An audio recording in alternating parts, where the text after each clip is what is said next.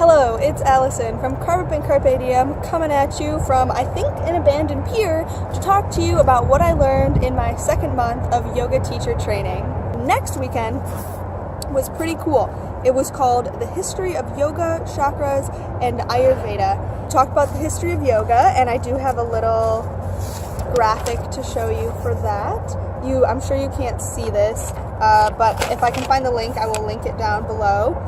And this is very interesting because this actually shows that yoga started mostly as a mental practice and as a religious practice, and then very recently actually developed the physical aspects, and this side over here is sort of the Western interpretations of yoga. We also learned a little bit about Ayurveda very briefly, and we got a packet for us to read later and learn more about Ayurveda. Basic concept is that there are these three different sort of body types / personality types. These are the doshas, and each person has a balance of all of them, but you have one that's kind of like prominent, and the way to find, mental and physical health is to learn how to balance these elements. And we of course talked about the chakras, which are a pretty important part of the yogic philosophy.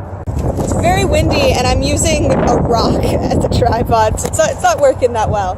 Here's the little papers that we had for the chakras. Yes, I'm really bad at drawing, but I did attempt to draw the little lotus symbol for each chakra, and I didn't actually know that the different numbers of petals had a meaning. That's probably actually pretty basic, but I didn't know that, and that there's a different chant for each chakra, a different element,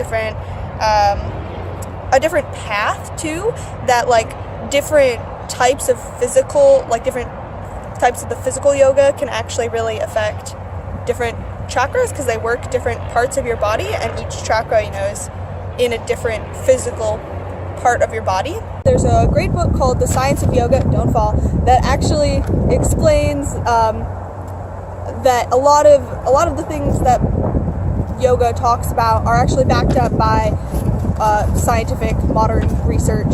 The last weekend is that we talked about yoga and music. You want to incorporate music into your home practice, this is something that might be interesting to you. Make sure that you are starting quiet, and maybe even try to give yourself some time to start without any music to really connect with your breath before you turn the music on. If you're making a playlist and not just listening to a radio station, try to make the intensity of the music match the intensity of your class. In the middle of the class is where you have all this twisting, and you're usually moving faster and stuff, and so that's when you maybe should have the most intense music.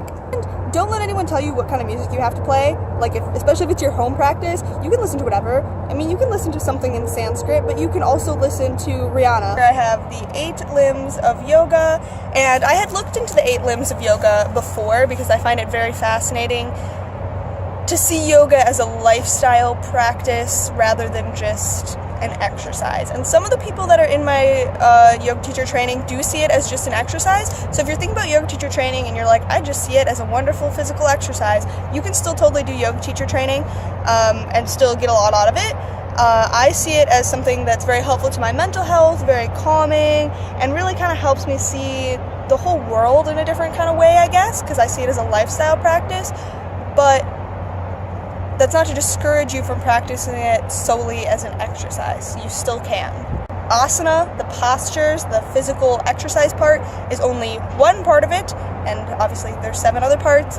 So if you are interested in expanding your yoga practice, I suggest you look into that. Thank you for watching. I hope that you liked this video. I hope that you enjoyed the view. I hope that you could hear me over this wind. And if you did like this video, then please give it a thumbs up and also subscribe to my channel. Leave your comments letting me know what you want to see next, and Carpe and Carpe Diem!